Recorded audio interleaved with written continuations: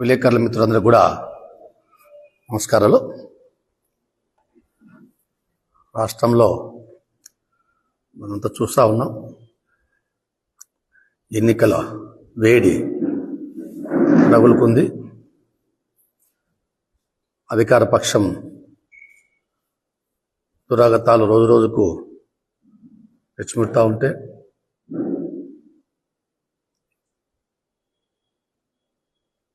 ప్రతిపక్షాలపై అనవసరమైన ఆరోపణలు చేయడం, ఎన్డీఏ కూటమిపై అధికార పక్షం దాడులు, దౌర్జన్యాలు కూడా ఎక్కువైపోయినాయి. ఎందుకంటే వాళ్ళకి ఇంకా అర్థమైపోయింది, పవన్ కళ్యాణ్ గారు ఈ రాష్ట్రం బాగు కోసం ఈ దుర్మార్గమైనటువంటి ప్రభుత్వాన్ని ఎదుర్కోవాలని చెప్పేసి, అందరము కలిసి ఎదుర్కొంటే బాగుంటుందని చెప్పేసి ఆయన తన రాజకీయ చతురతతో రాష్ట్రంలో తెలుగుదేశం, బీజేపీ, జనసేన మూడు కలిసి పోటీ చేసే విధంగా తీవ్రమైనటువంటి కృషి చేసి, అందులో ఆ యొక్క రాజకీయ ఎత్తుగడలో ఆయన సక్సెస్ అయినాడు. సక్సెస్ అయి ఈ వైసీపీ ప్రభుత్వం మీద, ఈ జగన్ రెడ్డి ప్రభుత్వం మీద యుద్ధం ప్రకటించి ఈ ప్రభుత్వాన్ని గద్దె దించేందుకోసం ఒక ప్రణాళిక ప్రకారం ఆయన ముందుకెళ్తా ఉన్నాడు. అది ఓర్వలేక ఈ వైసీపీ ప్రభుత్వం, ఈ జగన్ రెడ్డి మంత్రులు, ఎమ్మెల్యేలు ఒక పథకం ప్రకారం జనసేన పార్టీలోకి చొరబడి మా యొక్క నాయకులను ప్రలోభాలకు గురి చేస్తూ వైసీపీలో చేర్చుకుంటా ఉన్నారు. ఒకటే చెప్తా ఉన్నా, నేను జనసేన పార్టీ నుంచి గతంలో మా పార్టీలో పనిచేశారు. వారి కారణాలు, వాళ్ళ వ్యక్తిగత కారణాల ప్రతి ఒక్కరికి ఉంటాయి. టికెట్ రావాలి, ఎమ్మెల్యేలు కావాలని ప్రతి ఒక్కరికి ఉంటాయి. నాకు ఉంది, నాకు ధర్మవరం టికెట్ నేను ఆశించా. నాతో పాటు చాలామంది చాలా నియోజకవర్గాల్లో ఆశించారు. కానీ ప్రజా ప్రయోజనాల కోసం, రాష్ట్ర భవిష్యత్తు కోసం తప్పకుండా కొన్ని త్యాగాలు చేయాలని చెప్పేసి ముందే ఆయన ప్రకటించారు. అందులో భాగంగా చాలా నియోజకవర్గాలు వదులుకోవాల్సి వచ్చింది. మేము 24 నియోజకవర్గాలు తీసుకున్నాం ఫస్ట్.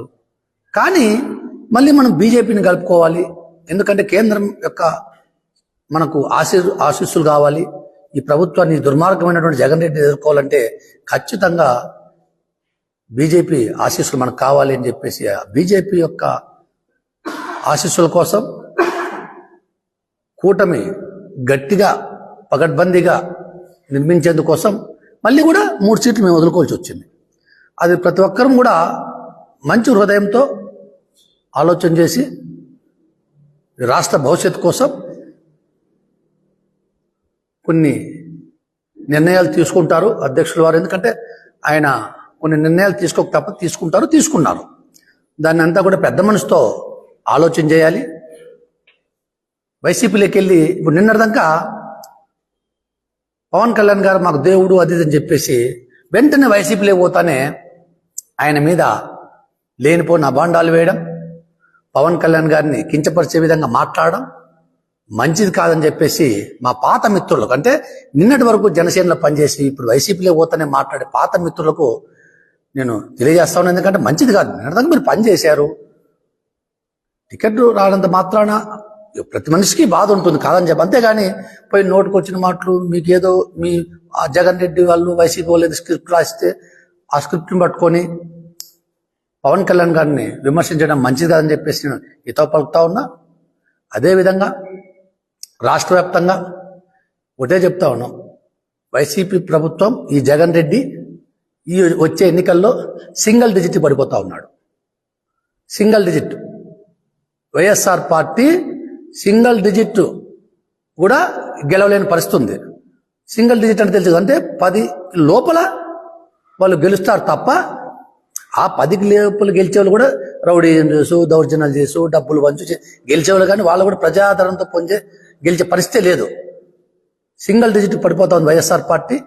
తప్పకుండా రాష్ట్రంలో జనసేన, తెలుగుదేశం, బీజేపీ ఉమ్మడి ప్రభుత్వం ఏర్పాటవుతా ఉంది.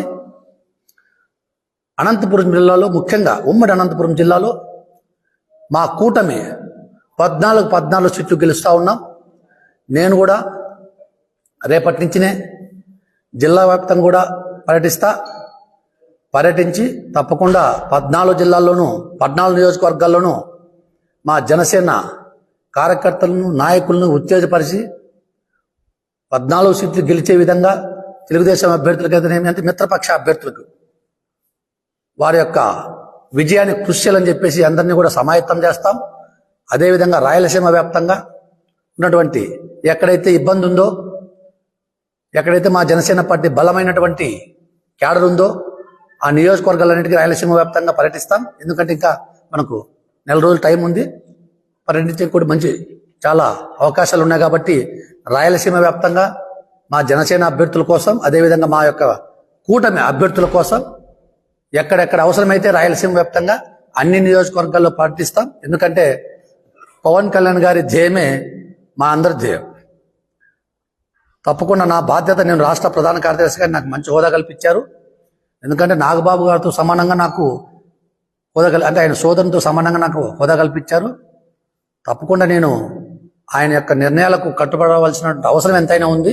ఎందుకంటే రాష్ట్ర ప్రయోజనాల కోసం, ఈ యొక్క దుర్మార్గమైనటువంటి ప్రభుత్వాన్ని గద్దెదించేందుకోసం కొన్ని త్యాగాలు చేయక తప్పదని చెప్పేసి ముందే చెప్పాడు ఆయన. మనం త్యాగాలు చేయాల్సిందే, ఖచ్చితంగా ఈ ప్రభుత్వాన్ని ఎదుర్కోవాలంటే అని చెప్పాడు.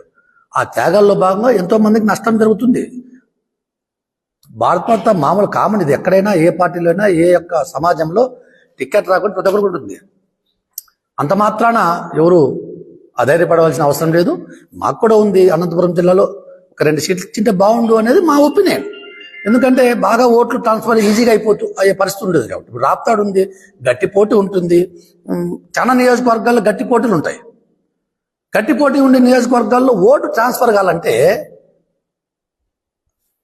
ఇక్కడ కూడా కొన్ని సీట్లు వచ్చింటే బాగుండు అనేది మా ఒపీనియన్ అది. కానీ రాజకీయ కారణాల